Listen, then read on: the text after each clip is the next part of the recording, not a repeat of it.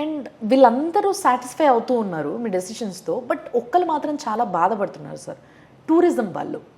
వీళ్ళు ఏంటంటే అయ్యో ఇన్ని రోజులు మేము కొంతమందిని దర్శనానికి ఇక్కడ నుంచి బస్సులో తీసుకెళ్ళి ఒక్క రోజులో దర్శనం చేయించి తీసుకొస్తున్నాం, అక్కడ రద్దీ పెంచట్లేదు, మా వల్ల ఏంటి ప్రాబ్లం వీళ్ళకి, ఎందుకు ఏదైతే టూరిజం కోటాలు టికెట్స్ ఉన్నాయి వాటిని రద్దు చేస్తున్నారు అని చెప్పేసి అడుగుతున్నారు. మీరు ఏం చెప్తారు వాళ్ళకి?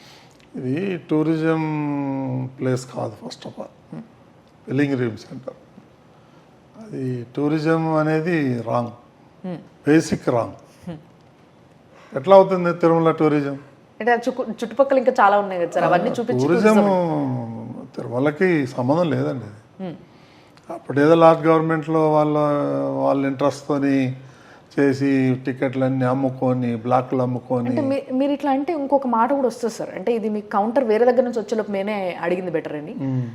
ఏమని అని అంటే మీరు ఎప్పుడైతే ఆంధ్రప్రదేశ్ టూరిజం అని ఏదైనా ఒక యాడ్ తయారు చేసినప్పుడు అందులో టీటీడీ ఇన్వాల్వ్ చేయరా అయితే అని అడుగుతారు. అప్పుడు అది మాకు సంబంధం లేదు. మాకు ఇక్కడ కోటా ఉంది 4,000 టికెట్లు పర్ డే.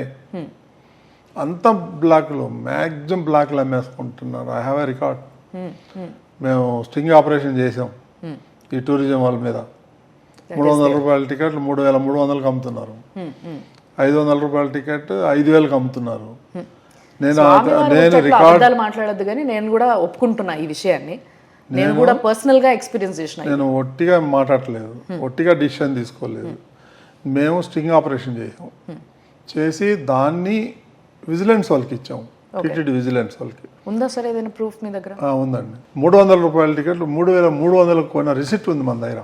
ఓ గాడ్, అట్లయితే ఇంకేముంది, కొంచెం డబ్బులు ఉంటే అట్లీస్ట్ ట్రస్ట్ కన్నా వెళ్తాయి కదా అని ట్రస్ట్ టికెటే కొనుక్కుంటారు. ట్రస్ట్ టికెటే కొనుక్కుంటారు కదా.